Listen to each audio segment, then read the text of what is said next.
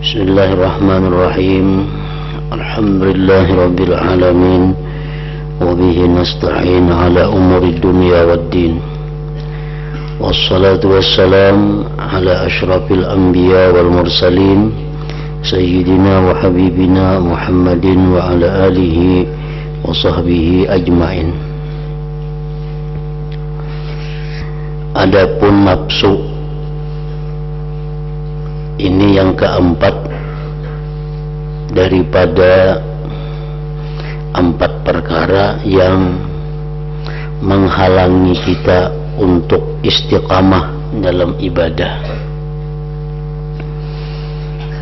yang menghalangi kita untuk terus-menerus berada di jalan yang lurus. Telah dijelaskan oleh Imam Al-Ghazali bahwa yang pertama yang menghalangi kita itu adalah pengaruh dunia. Yang kedua, pengaruh lingkungan, keluarga. Yang ketiga, bujukan syaitan.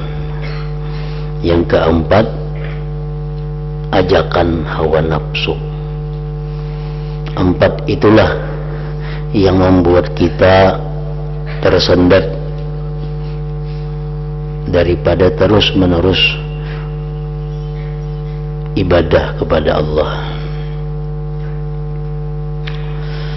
Adapun nafsu, maka cukuplah bagi engkau apa yang engkau buktikan dari tingkah laku ajakan nafsu dan keburukan apa yang menjadi keinginan nafsu.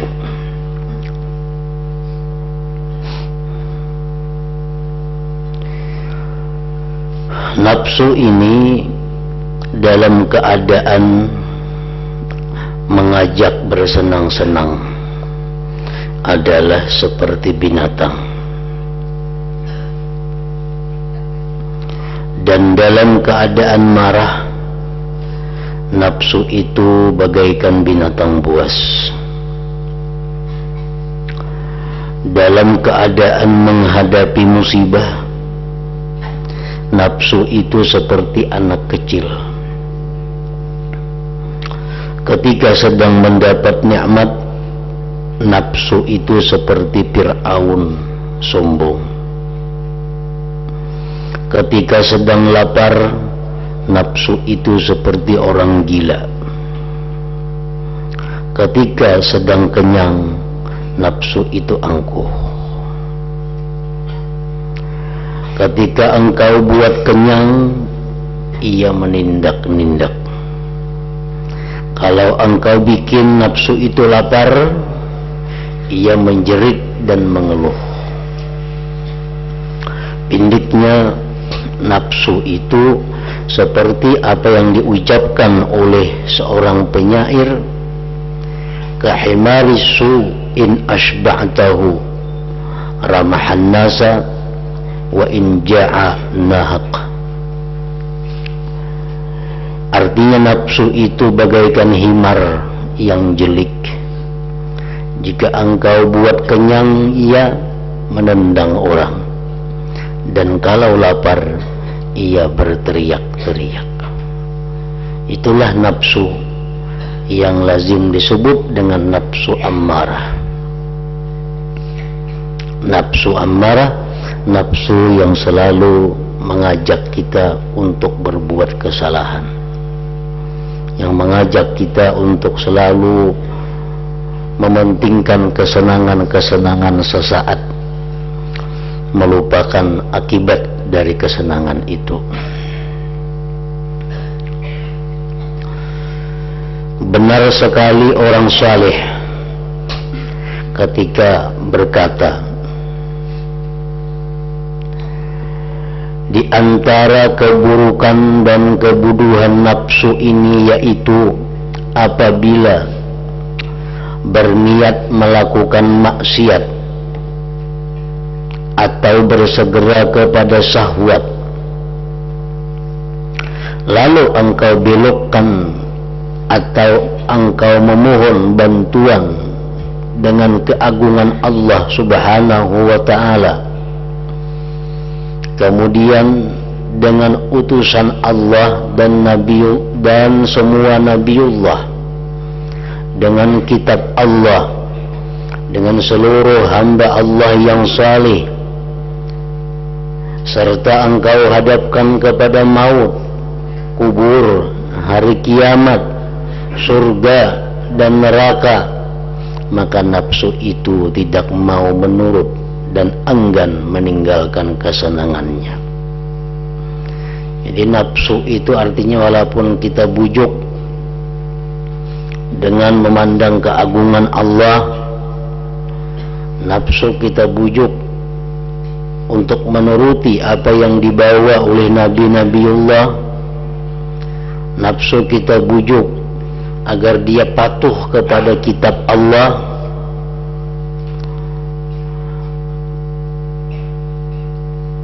nafsu kita bawa menghadap kepada seluruh hamba Allah yang saleh, nafsu kita bayangkan dengan kematian, kubur, hari kiamat, surga dan neraka, nafsu itu tidak mau menurut dan enggan meninggalkan kesenangannya. Tetapi kalau engkau menghadapinya dengan cegahan seputung roti, maka ia akan diam dan meninggalkan kesenangannya. Nah, itulah salah satu kebodohan dan keburukan nafsu. Hendaklah engkau ketahui kerendahan dan kebodohan nafsu ini.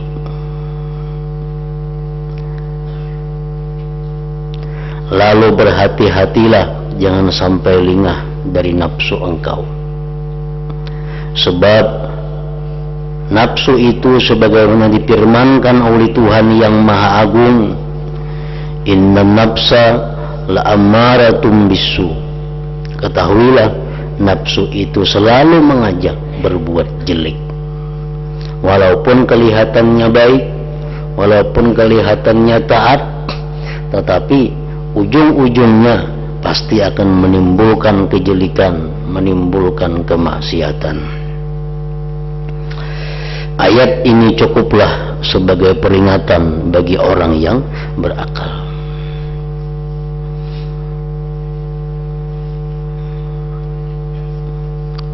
Imam Ghazali dalam kesempatan yang lain beliau telah menjelaskan dalam kitab ini bahwa seseorang itu diwajibkan mengenali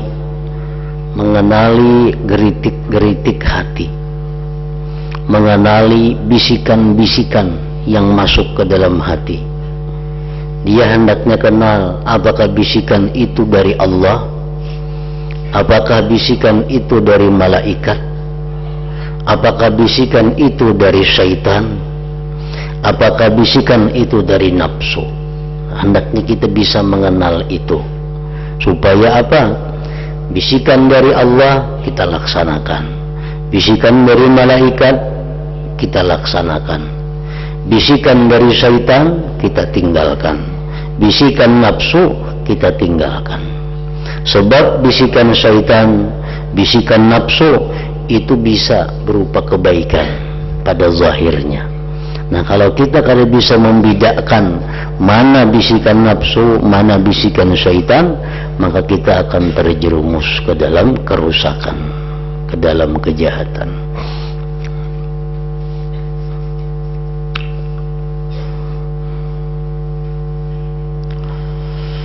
Sungguh aku pernah menerima cerita, ujar Imam Ghazali, dari sebagian ulama yang saleh bernama Ahmad bin Arqam al-Balkhi rahimahullah.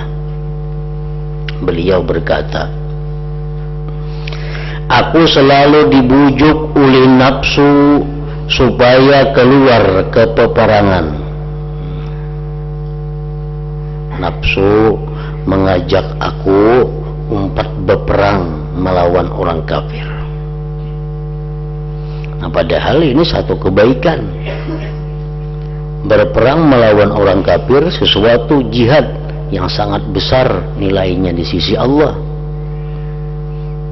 Tapi beliau ini tahu yang membawai, yang mengajak ikut berperang ini adalah bisikan nafsu.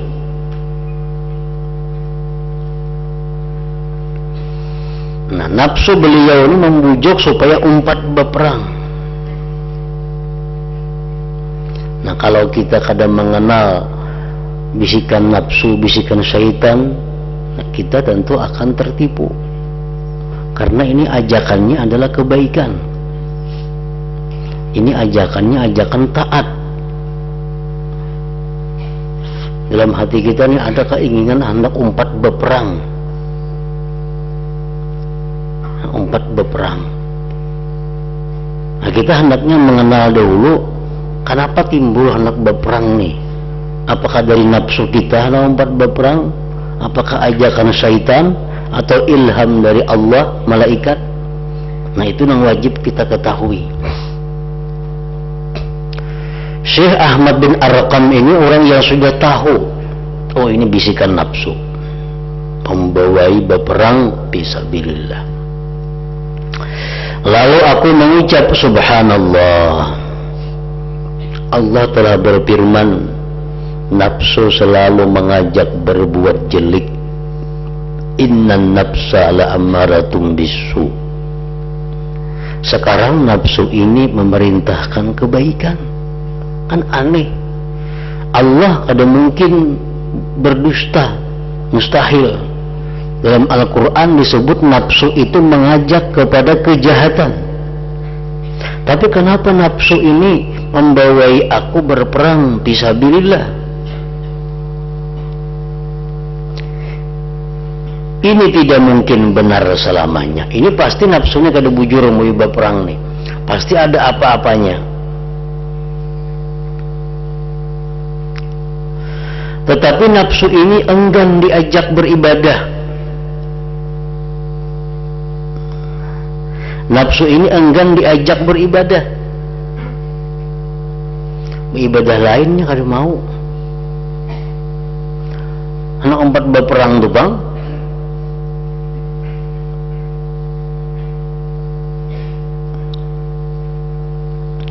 Nafsu ini enggan diajak beribadah. Ia hanya menginginkan bertemu dengan banyak orang untuk menunjukkan ibadahnya perang kepada mereka, sehingga mereka memasyhurkannya, lalu mengagungkannya dan memberi kebaikan serta memuliakannya. Nafsu ini cuma sebuting hendak berperang. Karena dengan berperang itu kita bertemu dengan orang banyak, dan orang banyak akan memasyhurkan kita bahwa kita ikut berperang, dan orang banyak nantinya akan mengagungkan kita, memuliakan kita selaku manusia, selaku orang yang ikut berjihad. Nah, itu ujungnya daripada nafsu. Ikam baik berperang umpat, kayaknya ikam umpat berperang orang tahuan pada ikam umpat berperang. Nah, kalau orang tahu ikam umpat berperang, ikam kayaknya dimuliakan orang, ikam diagungkan orang, ikam jadi orang terhormat. Nah, itu bujukan nafsu. Walaupun pada awalnya ibadah, tapi ujung-ujungnya supaya kita beribadah itu memandang agar orang memuliakan, memasyhurkan kita.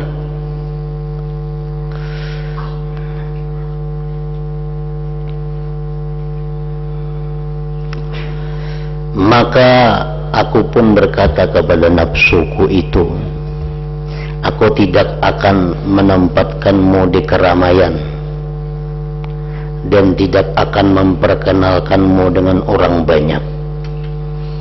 Aku jawab, aku mau berperang, aku bersembunyi aja supaya orang jangan tahu pada aku umpat berperang. Nafsuku menyetujui. Kada jadi masalah je nafsu, yang penting ikam umpat berperang, nang orang tahu kanang kada apa. Nah, kan kelihatannya punya baik tuh. yang penting umpat berperang. Orang tahu kah? Orang kada tahu kah yang berperang? Kada jadi soal. Yang penting umpat berperang. Namun aku berburuk sangka kepadanya. Aku tetap kada percaya dengan nafsu. Walaupun kelihatannya baik, tapi tetap kada percaya. Lalu aku berkata kepadanya, kepada nafsu, aku akan berperang tanpa senjata.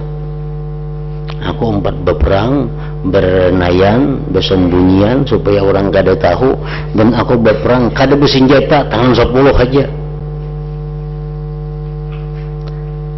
Sehingga engkaulah pertama kali yang terbunuh, wahai nafsu. Nafsuku juga menyetujui. Jadi nafsu kada jadi masalah, macam mati kada apa-apa. Bersenjata kah? Kada jadi soal. Kada bersenjata kah? Namun aku tetap berprasangka jelek kepadanya. Tetap aku kada percaya lawan nafsu. Walaupun ia siap mati, walaupun siap dibunuh orang. Dan Ahmad bin Arqam menghitung beberapa kebaikan secara zahir yang hendak beliau kerjakan, semua disetujui oleh nafsunya. Beliau berkata, aku lalu mengucap, wahai Tuhanku, semoga berkenanlah engkau memperingatkan kepada nafsuku, karena aku selalu curiga terhadapnya. Lagi pula aku selalu membenarkanmu. Lalu aku dikaruniai kasab, dibuka tabir hatiku.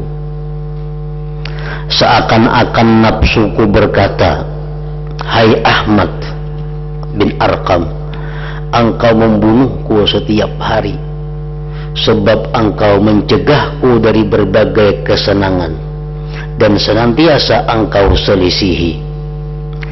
Padahal tidak seorang pun tahu, jika engkau ikut berperang, lalu aku terbunuh sekali, dan aku bisa selamat darimu, maka orang banyak mengatakan Ahmad mati syahid, dan aku memperoleh kemuliaan, serta disebut-sebut oleh orang banyak Ahmad bin Arqam.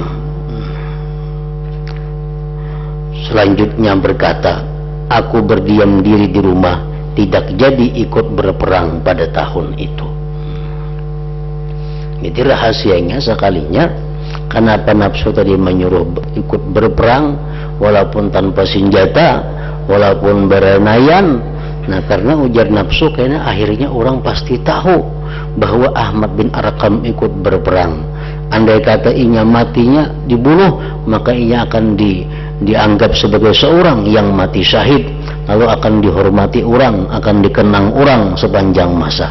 Nah, itulah tujuan nafsu membawai berperang. Bukan lagi karena Allah, tetapi karena untuk mencari kemuliaan di sisi manusia. Nah, jadi perhatikanlah bujukan nafsu itu. Nafsu memasyhurkan engkau sesudah mati dengan amal yang tidak bisa dikerjakan sesudah mati. Benar sekali perkataan seorang penyair, dan sungguh indah ucapannya, tawakka nafsaka la ta'man wa ilaha pan nafsu akhbathu min sab'ina syaitana. Artinya, jagalah nafsumu, janganlah engkau merasa aman dari pengkhianatannya, karena nafsu itu lebih jelek daripada 70 syaitan. Nah, jadi bila dalam hati kita ada keinginan untuk ibadah, hati-hati. Makanya disebut di dalam hadis, perlahan itu at-ta'anni minallah wal ajalah minasyaitan. Perlahan itu dari Allah, bersegera itu dari syaitan. Maksudnya apa? Kalau dalam hati kita ada bisikan, ada bujukan untuk berbuat taat, nah, jangan segera langsung berbuat taat, tapi hendaknya perlahan. Kita cari, kita teliti, nang hendaknya apa nafsu kah? atau bujukan syaitan kah yang supaya kita berbuat taat ini? Apakah memang itu ilham dari Allah atau malaikat? Nah, kita cek dulu hati kita. Kenapa garang hendak beribadah nih? Kenapa garang ikam hendak menyumbang nih tuh? Kenapa garang ikam hendak naik haji nih tuh? Kenapa garang ikam hendak umrah nih? Kenapa garang tujuannya? Nah, bila sudah positif bahwa itu memang ilham dari Allah, nah hanya laksanakanlah ibadah itu, pasti akan selamat.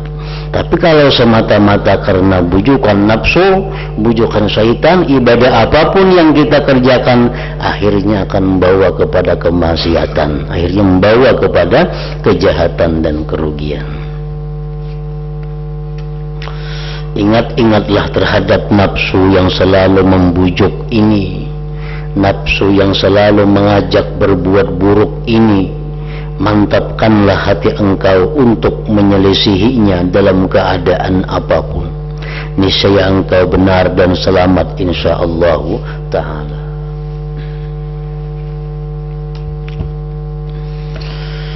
Kemudian hendaklah engkau dapat mengendalikan nafsu engkau dengan kendali takwa.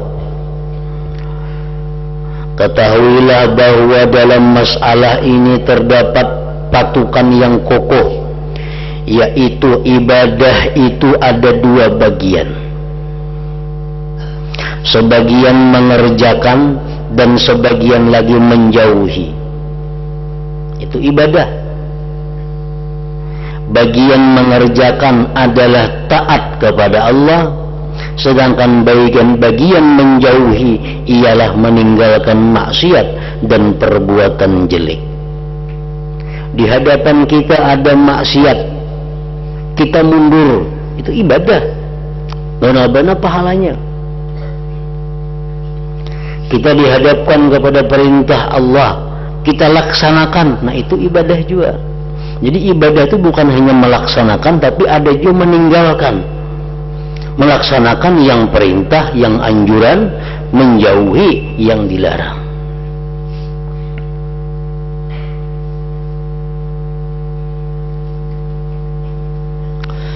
Mengerjakan taat dan meninggalkan maksiat, itulah yang disebut takwa. Mengerjakan taat dan meninggalkan maksiat, itulah yang disebut takwa. Kemudian bagian menjauhi itu dalam keadaan bagaimanapun lebih bisa menyelamatkan, lebih bisa membaguskan diri, lebih utama dan lebih mulia bagi hamba daripada bagian mengerjakan taat. Mana utamanya, kita menjauhi larangan atau melakukan taat? Lebih utama kita menjauhi larangan.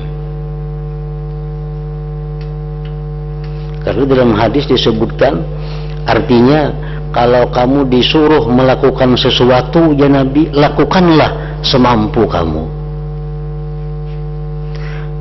Bila kamu dilarang melakukan sesuatu, maka hindarilah sesuatu itu. Nah, kata dia, berbuat semampu kamu. Perkara larangan jauhi, perkara taat laksanakan semampu kamu. Nah, berbuat semampu kamu. Jadi utamanya, lebih utama kita menjauhi yang dilarang daripada melaksanakan ketaatan.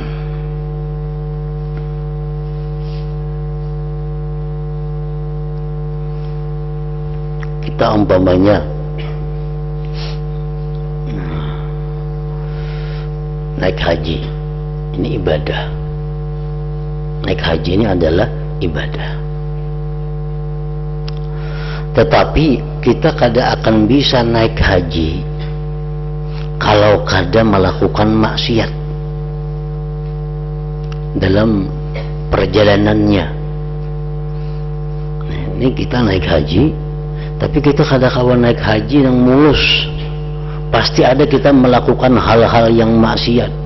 Contohnya apa? Umpamanya kita bisa naik haji, tapi kita harus menyuguk ini, kita harus menyuguk itu, kita harus menyuguk si B, si A, si C. Mungkin kita kada kayak itu, kita kada kalau naik haji harus suguk sana, suguk sini. Nah, maka naik haji itu kada menjadi kewajiban, kada wajib lagi. Kenapa? Karena di dalam perjalanannya banyak terjadi kemaksiatan dan menjauhi maksiat lebih utama daripada melakukan ketaatan itu.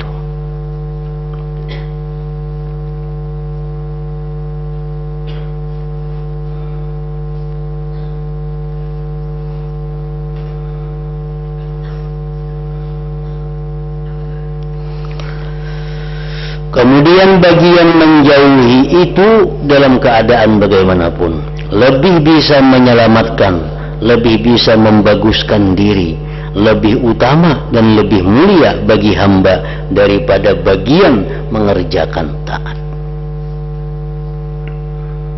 Karena itu para pemula mubtadiin dari ahli ibadah yang baru menginjak tingkatan pertama dalam ijtihad sungguh-sungguh beribadah, pada sibuk dengan bagian mengerjakan ibadah dan taat. Semua mempunyai himmah, kehendak yang kuat menjalankan puasa di waktu siang, salat di waktu malam dan sebagainya. Tetapi orang-orang yang sudah berada pada tingkatan yang tinggi dari ahli ibadah yang mempunyai kewaspadaan, mereka sibuk dengan bagian menjauhi maksiat dan perbuatan jelek. Himmah mereka tertuju kepada pemeliharaan dan kecenderungan kepada selain Allah. Pemeliharaan perut dari fudul yang sia-sia, pemeliharaan lisan dari omong kosong, pemeliharaan mata dari melihat kepada yang tidak berguna bagi diri mereka. Jadi ibadah tadi ada dua, ada menjunjung perintah, ada menjauhi larangan. Menjauhi larangan ini lebih utama. Orang-orang pemula mereka sibuk beribadah dengan melaksanakan perintah, puasa, sembahyang malam, itu yang mereka utamakan. Tapi kalau orang yang sudah berada di kedudukan yang tinggi, mereka nomor satu adalah menjaga diri daripada kemaksiatan. Itu yang utama mereka lakukan.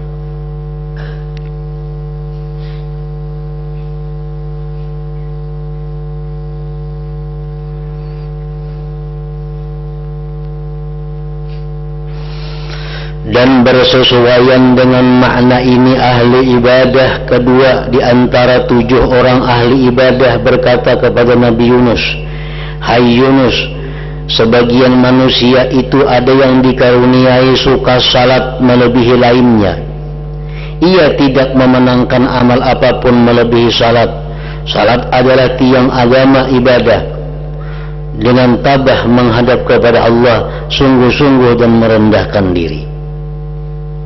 Ada orang yang dikaruniai Tuhan suka sembahyang, nya sembahyang suka luar biasa, ibadah lain inya kada macam itu. Sebagian ada yang dikaruniai suka berpuasa, selain puasa dikalahkan.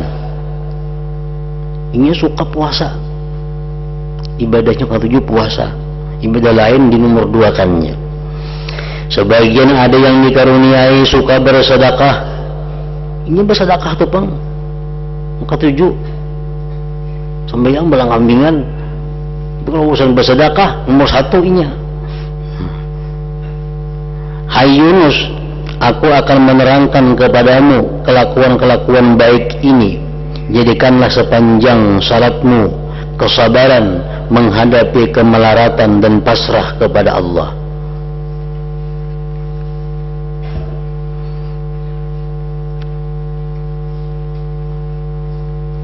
Aku akan menerangkan kepadamu kelakuan-kelakuan baik ini, nang suka sembahyang, suka puasa, suka bersedekah tadi. Jadikanlah sepanjang salatmu kesabaran menghadapi kemelaratan dan pasrah kepada Allah. Jadikanlah puasamu diam dari segala keburukan. Jadikanlah sedekahmu cegahan dari merugikan orang lain. Sebab tidak ada sedekah yang lebih utama daripada mencegah dari merugikan orang lain. Tidak ada puasa yang lebih baik daripada diam dari segala keburukan. Hanya sembahyang itu, ini suka sembahyang, itu baik. Tapi yang lebih baik lagi, andai kata orang ini sabar dalam menghadapi musibah-musibah dan pasrah kepada Allah.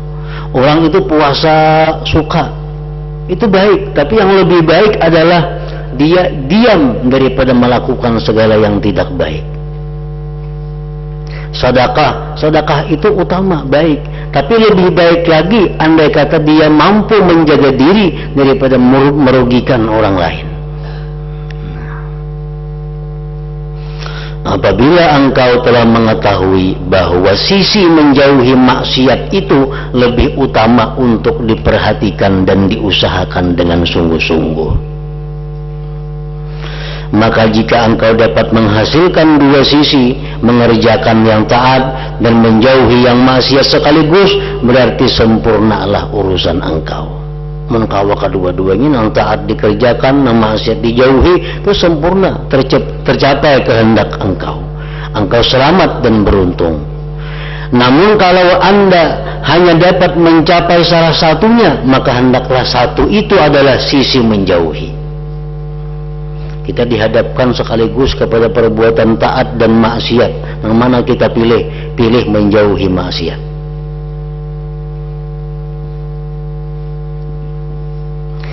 Jadi seandainya engkau tidak beruntung, maka engkau selamat. Jika engkau tidak dapat menjauhi maksiat, engkau pasti rugi segalanya. Salat malammu tidak ada manfaatnya. Malahan kadang-kadang ganjaran salat malam itu hancur sebab satu maksiat seperti riya, ujub dan sum'ah. Puasamu tidak ada gunanya. Bahkan engkau kadang-kadang merusaknya lantaran satu kalimat saja, yakni mengecewakan orang Islam. Puasa tapi muntung kada dijaga, puasanya hancur. Nah, jadi menjaga muntung, menjaga mulut daripada berkata-kata hal-hal yang dilarang itu lebih utama daripada puasa itu. Sungguh aku pernah meriwayatkan dari Ibnu Abbas radhiyallahu anhuma bahwa suatu hari beliau ditanya, bagaimana pendapatmu mengenai dua orang laki-laki yang seorang banyak kebaikannya dan banyak kejelikannya, sedangkan seorang lagi sedikit kebaikannya dan sedikit pula kejelikannya. Ini orang ini penyembah yang pemuasa, penyadakah, tapi gawiannya juga banyak juga nang maksiat. Nang saya ini sembahyang kada banyak, puasa kada banyak, sedekah kada banyak, tapi maksiatnya kada banyak juga nya. Nah, mana yang lebih baik? Ibnu Abbas menjawab, aku tidak menyamakan apapun dengan keselamatan. Artinya yang paling baik ialah selamat dari kejelekan. Biar kita kada banyak berbuat taat, tapi jangan banyak juga berbuat maksiat. Itu lebih baik daripada banyak taat dan banyak maksiat. Perumpamaan apa yang kuterangkan ini seperti keadaan orang sakit. Begini, usaha mengobati orang sakit itu ada dua bagian. Sebagian adalah obat dan sebagian lagi ialah berpantang, berpemantang ya kita. Kalau keduanya ada, orang yang sakit itu segera sembuh dan sihat badannya. Obat dijalankannya, pemantang dijaganya, lakas sigar.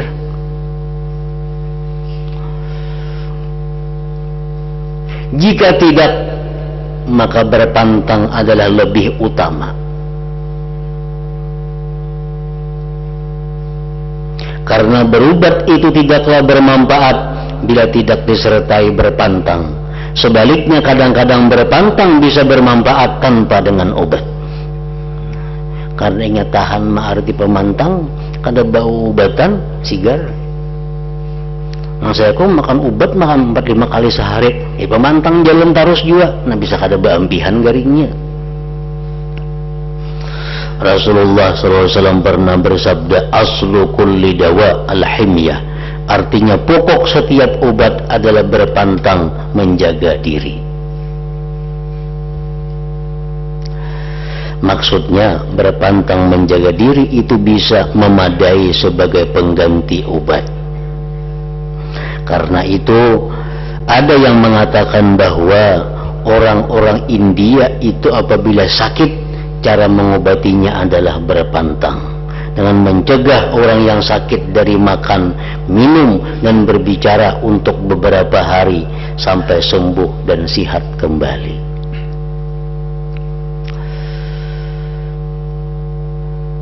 Maka jelaslah bagi engkau dengan keterangan di atas bahwa takwa, menjunjung perintah Allah, menjauhi larangan Allah, merupakan pokok dan inti ibadah. Para ahli takwa adalah orang-orang yang berada pada tingkatan tinggi dari golongan ahli ibadah. Oleh sebab itu hendaklah engkau memeras kekuatan untuk mengupayakan selalu takwa tadi, selalu menjunjung perintah Allah dan menjauhi larangannya. Dan kita ingat bahwa menjauhi larangan itu lebih utama daripada menjunjung perintah. Aku kawa bersedekah, kawa membantu orang, kawa menyumbang orang, tapi aku mencuntan duitnya. Bila seorang kada diisi. Nah, bila aku mencuntan, kalau aku bersedekah. Mun aku kada mencuntan, kada kau bersedekah. Nah, mana baiknya? Mencuntan bersedekah, lawan kada mencuntan, kada kau bersedekah. Lebih baik kada mencuntan, kada bersedekah daripada mencuntan bersedekah. Karena mencuntan sudah berdosa. Bersedekah, sedekahnya kada berpahala karena duitnya duit cuntanan. Nah, kita menahan diri daripada mencuntan, mencuri itu adalah ibadah, sudah mendapatkan pahala dari Allah Subhanahu wa ta'ala. Nah, oleh sebab itu hendaklah engkau memeras kekuatan untuk mengupayakan laku takwa serta mencurahkan perhatian kepada takwa. Semoga Allah Ta'ala memberikan taufik kepada kita semua.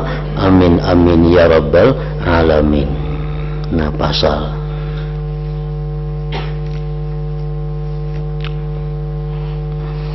ila hadratin Nabi sallallahu alaihi wasallam. Al-Fatihah.